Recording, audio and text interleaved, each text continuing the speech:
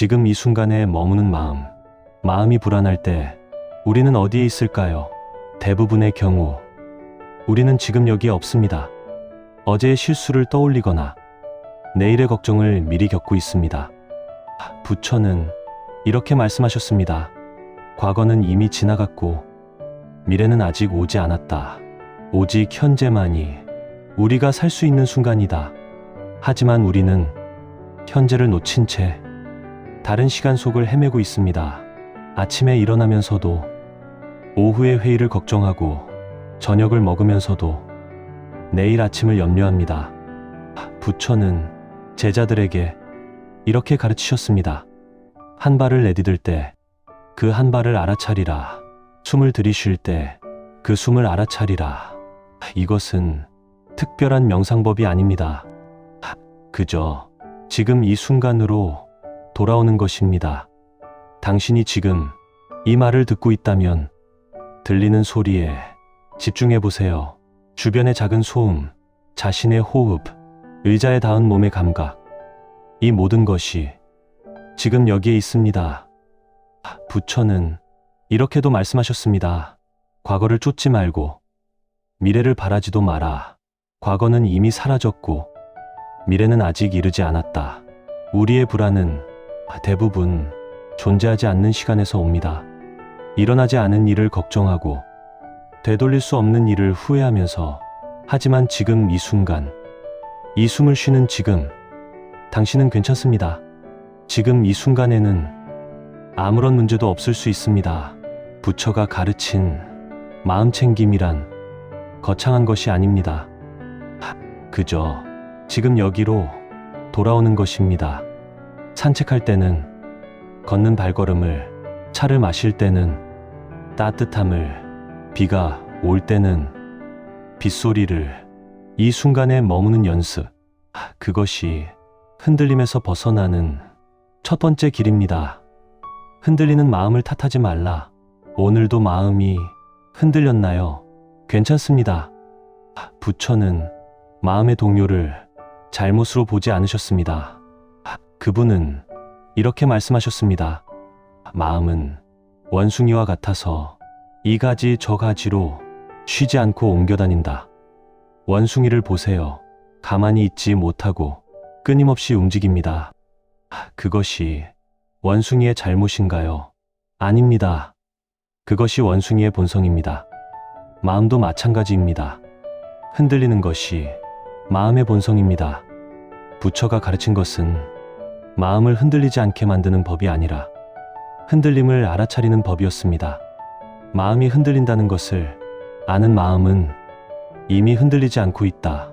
이 말씀의 의미를 아시나요? 당신이 지금 내가 불안해하고 있구나 라고 알아차리는 순간, 그 알아차림 자체는 불안하지 않습니다. 흔들리는 마음을 보는 마음은 흔들리지 않습니다. 이것이 부처가 가르친 마음의 비밀입니다. 우리는 종종 이렇게 생각합니다. 나는 왜 이렇게 약할까? 나는 왜 자꾸 흔들릴까? 나는 왜 평온하지 못할까? 하지만 이런 자책이야말로 마음을 더 흔들리게 합니다. 부처는 제자 중 한 명이 명상 중에 자꾸 딴 생각을 한다며 괴로워하자 이렇게 말씀하셨습니다. 그대가 딴 생각을 한다는 것을 알아차렸다면 그것으로 충분하다. 알아차림이 있는 곳에 집중이 따라온다. 흔들림을 없애려고 애쓸 필요가 없습니다. 그저 흔들림을 알아차리면 됩니다. 지금 내가 불안하구나. 지금 내가 초조하구나. 지금 내가 화가 났구나. 이렇게 이름을 붙이는 순간 감정과 나 사이에 작은 공간이 생깁니다. 그 공간이 자유입니다. 부처는 이렇게도 말씀하셨습니다. 마음이 어지러울 때 그 어지러움을 보라. 보는 자는 어지럽지 않다. 당신의 마음이 오늘 흔들렸다면 그것을 탓하지 마세요. 그저 흔들리고 있구나 하고 알아차리세요. 그것만으로도 당신은 이미 부처의 길 위에 있습니다. 비교가 괴로움을 만든다. 부처는 인간의 괴로움을 세 가지 독도로 설명하셨습니다. 탐욕, 분노, 그리고 어리석음. 그 중에서도 탐욕의 뿌리에는 비교가 있습니다. 부처는 이렇게 말씀하셨습니다. 남과 자신을 비교하는 자는 끝없는 갈증에 시달린다. 우리는 끊임없이 비교합니다. 남의 성공과 내 실패를, 남의 여유와 내 바쁨을, 남의 행복과 내 불행을, 그리고 매번 목마릅니다. 부처는 이것을 가레크아에라고 불렀습니다. 아무리 마셔도 채워지지 않는 바닷물과 같은 욕망. 비교는 우리에게 결핍만을 보게 합니다. 내가 가진 것은 보이지 않고 내가 갖지 못한 것만 크게 보입니다. 부처의 제자 중에 이런 사람이 있었습니다. 그는 다른 수행자들이 더 빨리 깨달음을 얻는 것을 보고 괴로워했습니다.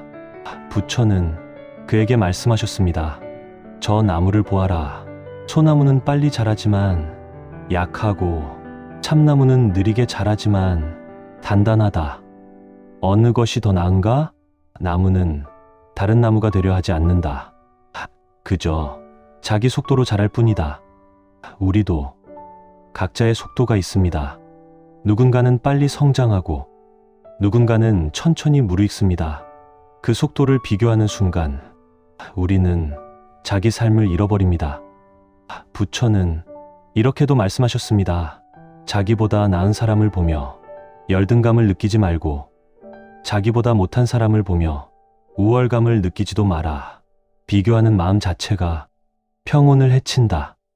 그렇다면 우리는 어떻게 해야 할까요? 부처의 대답은 간단합니다. 자기 자신으로 충분하다고 알아라. 당신이 누군가보다 뒤처졌다고 느껴질 때 이렇게 물어보세요. 지금 이 순간 나는 최선을 다하고 있는가? 만약 그렇다면 그것으로 충분합니다. 남의 걸음과 내 걸음은 다른 길 위에 있습니다. 비교는 우리를 남의 길로 끌고 가지만 알아차림은 우리를 내 길로 돌려놓습니다. 부처는 말씀하셨습니다. 1000개의 촛불을 하나의 촛불로 켤 수 있다. 하지만 그 첫 번째 촛불의 수명은 줄어들지 않는다. 행복도 마찬가지다. 나눈다고 줄지 않는다.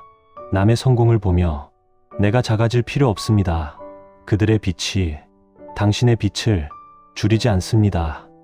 당신은 당신대로 빛나면 됩니다. 말과 생각에서 자유로워지는 법. 부처는 팔정도바 아전다어 중 하나로 정어전 유를 말씀하셨습니다.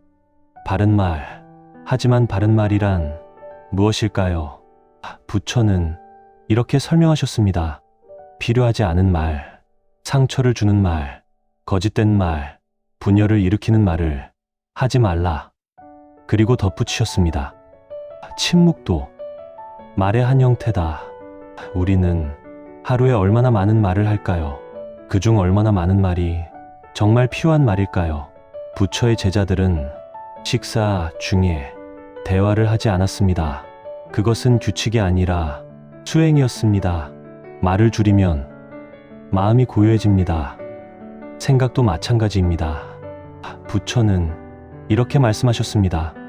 마음은 생각의 주인이 아니라 생각의 무대이다. 수많은 생각이 무대 위를 오가지만 그것을 모두 받아들일 필요는 없다. 우리는 하루에 수만 개의 생각을 합니다. 그중 대부분은 반복되는 걱정, 의미 없는 판단, 자동적인 반응들입니다. 부처는 제자들에게 이렇게 가르치셨습니다. 생각이 일어날 때 그 생각을 붙잡지 말고 그 생각을 쫓아가지도 마라. 그저 일어났다가 사라지는 것을 바라보라. 이것이 마음의 자유입니다. 어느 날 한 제자가 부처께 물었습니다. 스승님, 나쁜 생각이 자꾸 일어나는데 어떻게 해야 합니까? 부처는 이렇게 대답하셨습니다. 새가 머리 위를 날아가는 것을 막을 수는 없다. 하지만 머리 위에 둥지를 틀게 할 필요는 없다. 생각도 마찬가지입니다. 생각이 일어나는 것을 막을 수는 없습니다. 하지만 그 생각에 머무를 필요는 없습니다. 말을 줄이고 생각을 놓아주는 연습. 이것이 부처가 가르친 마음의 정돈입니다. 오늘 하루 필요 없는 말을 하나 줄여보세요. 오늘 하루 반복되는 생각을 하나 놓아주세요. 그 작은 공간에서 고요함이 찾아옵니다. 부처는 말씀하셨습니다. 말이 적은 자는 실수도 적고 생각이 적은 자는 번뇌도 적다. 당신의 마음이 시끄러울 때 말을 줄이고 생각을 놓아주세요. 침묵 속에서 진짜 당신의 목소리가 들려올 것입니다. 세상이 나를 흔드는 것이 아니다. 부처는 모든 고통의 원인을 외부가 아니라 내부에서 찾으셨습니다. 어느 날 한 남자가 부처를 찾아왔습니다. 그는 부처께 온갖 욕설을 퍼부었습니다. 부처는 조용히 듣고만 계셨습니다. 남자가 욕을 다 하고 나서 부처가 물으셨습니다. 만약 누군가 그대에게 선물을 주는데 그대가 받지 않는다면 그 선물은 누구의 것인가? 당연히 선물을 준 사람의 것이지요. 그렇다면 그대가 나에게 준 욕설을 내가 받지 않는다면 그것은 누구의 것인가? 남자는 아무 말도 하지 못했습니다. 부처는 이렇게 말씀하셨습니다. 세상이 그대를 화나게 하는 것이 아니다. 그대가 화를 선택하는 것이다. 우리는 종종 이렇게 말합니다. 그 사람이 나를 화나게 했어. 이 상황이 나를 불안하게 해. 저 사건이 나를 우울하게 만들어. 하지만 부처는 말씀하셨습니다. 같은 비를 맞아도 어떤 사람은 저주하고 어떤 사람은 춤춘다. 외부 상황은 똑같습니다. 하지만 반응은 각자 다릅니다. 그 차이는 무엇일까요? 부처는 이것을 상카라세크와, 즉 형성력이라고 불렀습니다.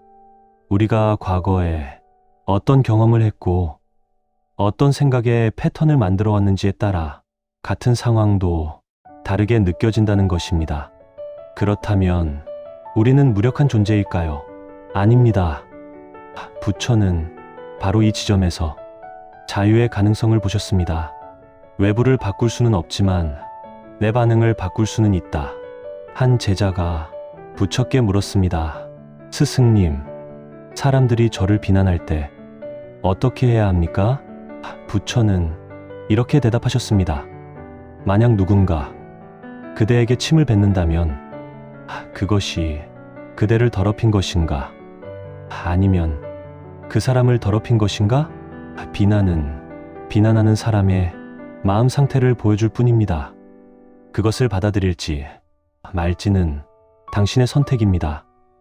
부처는 사성제 스선디의 세 번째 진리에서 이렇게 말씀하셨습니다.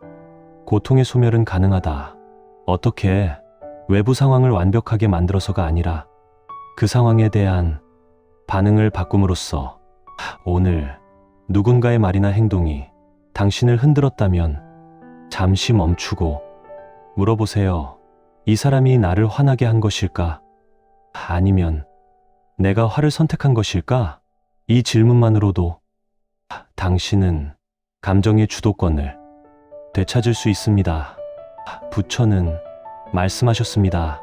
세상을 이길 수는 없다. 하지만 세상에 지지 않을 수는 있다. 그 방법은 세상과 싸우는 것이 아니라 내 마음을 이해하는 것입니다. 욕심을 없애려 하지 말고 내려놓기. 부처는 욕망을 인간의 적으로 보지 않으셨습니다. 오히려 욕망을 이해하고 다루는 법을 가르치셨습니다. 부처가 깨달음을 얻기 전 6년간 극심한 고행을 하셨습니다. 하루에 참깨 알, 쌀 한 알로 지내셨습니다. 몸은 말라 비틀어졌고 거의 죽음에 이르렀습니다. 그러나 그 고행 끝에 얻은 것은 깨달음이 아니라 이런 깨달음이었습니다. 욕망을 억누르는 것은 답이 아니다. 그날 이후 부처는 고행을 멈추고 우유죽을 드셨습니다. 함께 수행하던 5명의 동료는 부처를 떠났습니다. 그가 타락했다고 생각했기 때문입니다. 하지만 부처는 바로 그날 밤 보리수 아래서 깨달음을 얻으셨습니다. 부처는 이렇게 말씀하셨습니다. 검은고 줄이 너무 팽팽하면 끊어지고 너무 느슨하면 소리가 나지 않는다. 욕망도 마찬가지입니다. 억누르면 더 강해지고 방종하면 우리를 삼킵니다. 부처가 가르친 것은 중도종다였습니다. 욕망을 없애려 하지도 말고 욕망에 휘둘리지도 말라는 것. 그렇다면 어떻게 해야 할까요? 부처는 이렇게 말씀하셨습니다. 욕망이 일어나는 것을 보라. 하지만 따라가지는 마라. 배가 고프면 먹어야 합니다. 하지만 배부른데도 더 먹고 싶은 마음이 일어날 때 그것을 알아차리세요. 아, 지금 내게 욕심이 일어나고 있구나. 알아차리면 선택할 수 있습니다. 따라갈지, 놓아줄지. 부처는 이것을 내려놓음이라고 하셨습니다. 어느 날 한 부자가 부처를 찾아와 물었습니다. 저는 모든 것을 가졌는데 왜 행복하지 않습니까? 부처는 이렇게 대답하셨습니다. 그대가 가진 것들이 그대를 붙잡고 있기 때문이다. 그리고 이렇게 덧붙이셨습니다. 내려놓음은 버리는 것이 아니다. 집착을 놓는 것이다. 우리는 소유를 포기할 필요가 없습니다. 다만 소유에 대한 집착을 놓아주면 됩니다. 사랑하는 사람을 떠나보낼 필요가 없습니다. 다만 그 사람을 소유하려는 마음을 놓아주면 됩니다. 부처는 말씀하셨습니다. 욕망의 문제는 가지고 싶어 하는 것이 아니라 없으면 괴로워하는 것이다. 당신이 무언가를 원한다면 그것을 부정하지 마세요. 대신 물어보세요. 이것이 없어도 나는 괜찮을 수 있을까? 이 질문이 자유의 시작입니다. 부처는 이렇게도 말씀하셨습니다. 손을 펴면 세상을 받을 수 있지만 손을 쥐면 한 움큼의 흙도 담을 수 없다. 오늘 당신이 꽉 쥐고 있는 것이 있다면 한번 펴보세요. 놓아주는 순간 더 많은 것이 찾아올 수 있습니다. 감정에 휘둘리지 않는 거리. 부처는 감정을 부정하지 않으셨습니다. 다만 감정과의 적절한 거리를 가르치셨습니다. 부처의 가르침 중 가장 핵심적인 것 하나가 무상우장입니다. 모든 것은 변한다. 영원한 것은 없다. 감정도 마찬가지입니다. 부처는 이렇게 말씀하셨습니다. 기쁨도 오래가지 않고 슬픔도 오래가지 않는다. 구름이 하늘을 지나가듯 감정도 마음을 지나간다. 하지만 우리는 감정을 자기 자신과 동일시합니다. 나는 화가 난 사람이다. 나는 우울한 사람이다. 나는 불안한 사람이다. 부처는 이렇게 말씀하셨습니다. 그대는 화가 아니다. 그대는 화를 경험하고 있을 뿐이다. 이 차이를 이해하는 것이 중요합니다. 감정은 날씨와 같습니다. 맑은 날도 있고 흐린 날도 있고 비 오는 날도 있습니다. 하늘은 변하지 않습니다. 날씨만 변할 뿐입니다. 당신도 마찬가지입니다. 당신의 본질은 변하지 않습니다. 감정만 지나갈 뿐입니다. 부처는 제자들에게 이런 명상을 가르치셨습니다. 감정이 일어날 때 이렇게 이름을 붙여라. 화가 일어나고 있다. 슬픔이 일어나고 있다.